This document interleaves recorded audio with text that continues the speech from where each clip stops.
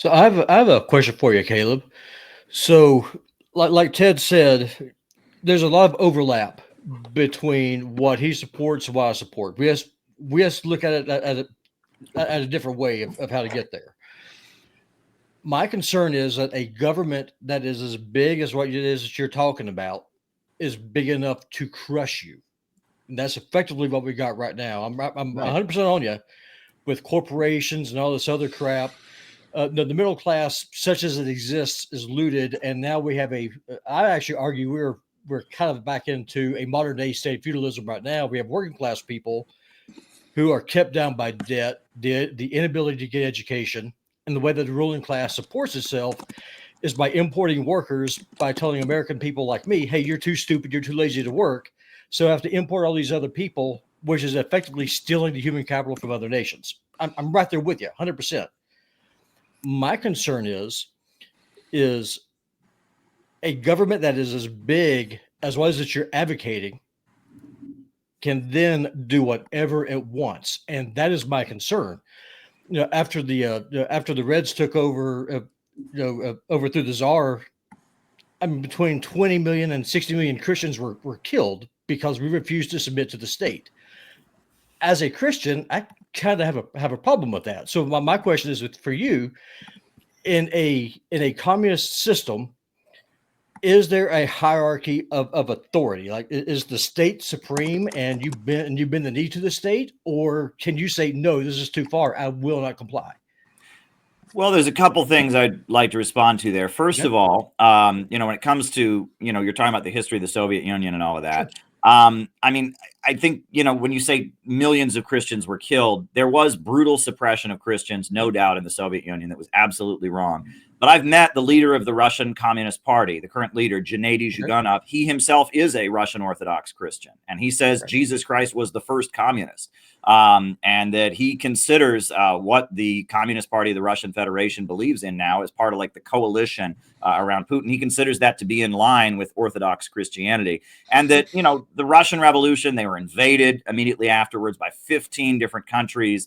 There was a including bloody the civil U.S. war. I mean, Yep. the idea, it's not, when the way you put it there, it was almost like made it sound like the Holocaust. They just lined up people for being Christians and killed them. That's not the reality. There was an ugly war. There was a blockade. That it was circumstances we can't even imagine, Sure. where this was a country fighting for its life and awful circumstances. And I don't want to pretend there wasn't horrendous persecution of Christians. That was absolutely wrong. There certainly was. But the way you're describing it, I don't think exactly matches. But as far as talking about a government, right now we have a government in America that represents the big monopolies, that crushes small business owners. And the big monopolies, the ExxonMobil, BP, Shell, and Chevron, and Amazon, they sit down and they write the rules, and they write them to crush small business owners, to rip us off, to get us deeper into debt.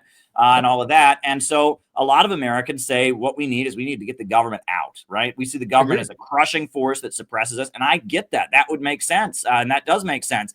Ultimately, though, what we need at the end of the day is we need a government that punches up instead of a government that punches down. What we have right now is a government that punches down. And if we're going to break the power of the big monopolies, we need a government that fights for us. And that's, when I go to Nicaragua, their slogan that they have, Christianity, socialism, and solidarity, an essential part of their socialist system is their micro entrepreneurship program, helping Nicaraguans open their own farms, open their own small businesses, develop their own ability to make their own products and sell them.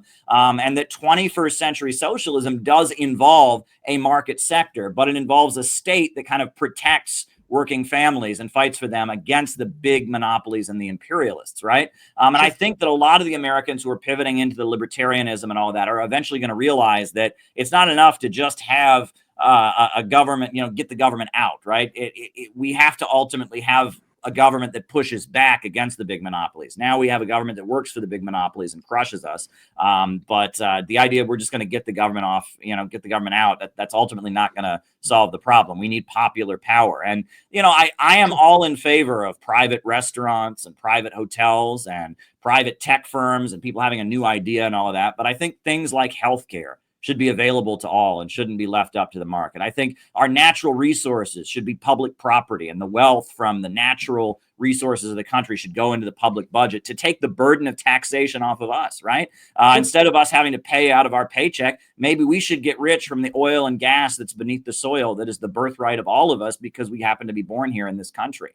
And that the wealth of the country should go into the public budget, so we don't have to pay taxes for all these things. I think we can look at this a different way, and I do want to make clear the equating of the woke left with communism. George Soros, the godfather of the woke left, that's the guy who toppled communist governments all across Eastern Europe. He was the guy who bankrolled all the protests to bring them down. And he's one of the main enemies of the government of China, one of the main enemies of the government of Russia and all that. So I see this a lot of, if I thought the woke left were communists, I certainly wouldn't ever have been attracted to these ideas. So I do want to make that clear.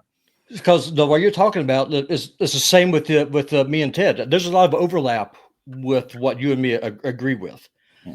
I think that, for example, how you're talking about dismantling the power system as it is, the way that I would like to see it done is, first and foremost, repeal the 17th Amendment. Get money out of senatorial elections, return that power back to the states where it was eventually. I want to dilute power. I want to shrink the size of the federal government where it does a few things like what you're talking about. One of the ways I've really fundamentally opposed people on the right, I agree with you, we should have universal health care. I mean, we have 190 military bases around the world. We outspend the next 6 countries altogether, but we have homeless people living under every bridge. I'm right there with you. That should happen. Why can't we have high-speed rails from Montana, where I am, to New York City, where Ted is? We don't have it because we're too busy, just feeding corporate profits and waging wars all around the world. Right there with you. The problem that the concern that I have, again, I am very suspicious of too much power in the hands of too few, because that's where we currently have. And as a Christian, for me, that is an issue. If the Christians are persecuted in China, it's a fact of life. And what my question is, it seems like you're, and maybe I'm misreading you here. It sounds like you're more in line with a socialist model where you have some private property, and not a true communist system where the state controls everything. Am I misreading that, or are you kind of going for a hybrid system, or what exactly are you talking about? Well, I'm describing what they have in Vietnam and what they have in modern day China and what they have in Cuba, what they have in Nicaragua. They have a system where there are business owners, et cetera, but you have a popular government that plans and controls the economy. When a lot of people think socialism is when the government gives people stuff, right? I've heard that my whole life, right? Well, every government gives people stuff. Sure. I mean, every government in the world does that. We give, subsidies to corporations, we have food stamps, we pave the roads, every government to some degree or other taxes and spends. It's a question of how much, et cetera. But socialism is when the economy is rationally organized, when profits are no longer in command, and you have a 5-year economic plan to make sure that growth continues. When the major centers of economic power, the major banks and the energy and the healthcare and these things are planned out and controlled as part of an overall vision for the state to make sure that the economy is expanding. That is ultimately what socialism means to people around the world that are building it up in this new economy, this very exciting new economy that's going on with the BRICS. I mean, there's just sections of the map that we were told in geography class or whatever that just didn't matter. Mongolia, the Russian Far East, places like that are just rising up from poverty, and they're doing it with economic planning. And when you talked about the fact that we've got homeless people under bridges, while our leaders are spending billions of dollars to send weapons to Ukraine or to support Israel and bombing and murdering the Palestinians, that's because they're loyal to an international system. They're not loyal to the country. They're loyal to an international financial system that is the rule of the world by these big monopolies. And that's what Vladimir Lenin called imperialism, the highest stage of capitalism, the rule of the world by big monopolies and banks, that the main way they get rich is keeping people poor and centralizing wealth into great commercial centers like Wall Street in New York or the London Stock Exchange. And that is ultimately the biggest enemy, I think, of working families around the world, but also right here in America. What they used to do to Africa and Asia and Latin America, they're now doing to Ohio and Pennsylvania and Montana and Texas, Yep. right? I mean, the fact that our power grids are collapsing, the fact that, you know, the wildfires were raging in Los Angeles, and they didn't have the proper equipment to put the fires out because they sent a bunch of it to Ukraine to fight this war that has no benefit to the American people, right? Our leaders are loyal to this international financial system, these big monopolies, and the communist governments of the world are countries that have broken out of that system. I think America needs to do the same thing. We need to break out of this international imperialist system, and we need a government that truly puts America first. America first doesn't mean Ukraine first, doesn't mean Israel first, doesn't mean Taiwan first. It means working families first. We need a government of action that'll fight for working families and organize the economy to serve public good and not the profits of a wealthy few. Right there with you, brother. I agree with everything that you just said. I guess that my biggest hang up, and maybe I'm just completely off the reservation on this, is the power of the state. Would it allow me as a Christian to say, no, you are not God. There is someone higher than you. That is my concern. And because let's face facts, communist countries typically are kind of weak when it comes to civil liberties. I mean, maybe that's just because they did it wrong. I don't know. I'm just looking at the model. And so, again, as a right winger, I agree with about 80% of what you just said. I mean, the corporations need to be broken up. The federal government needs to be completely blown up. I'm not a conservative. I've told Ted this before. I'm a radical. I've told Manila this too. I want to blow the whole thing up and start over. I want to blow it up and start over in a way where we have a system where if you want to be gay, hey, knock yourself out. But if I'm going to go to a church and be able to listen to a preacher preach 2 or 3 times a week, and then go hand out the tract saying, hey, abortion is murder, can I do that in a communist or socialist government that supports those things without being put in prison? That's my concern.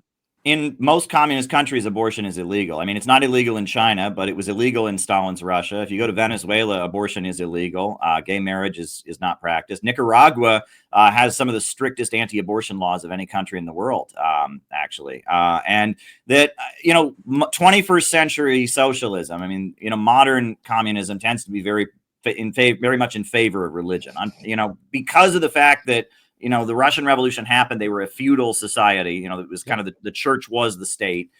They viewed religion as an oppressive institution that was holding up the czar and holding up the old order. And so there was a lot of hostility. They were kind of forcibly breaking it up.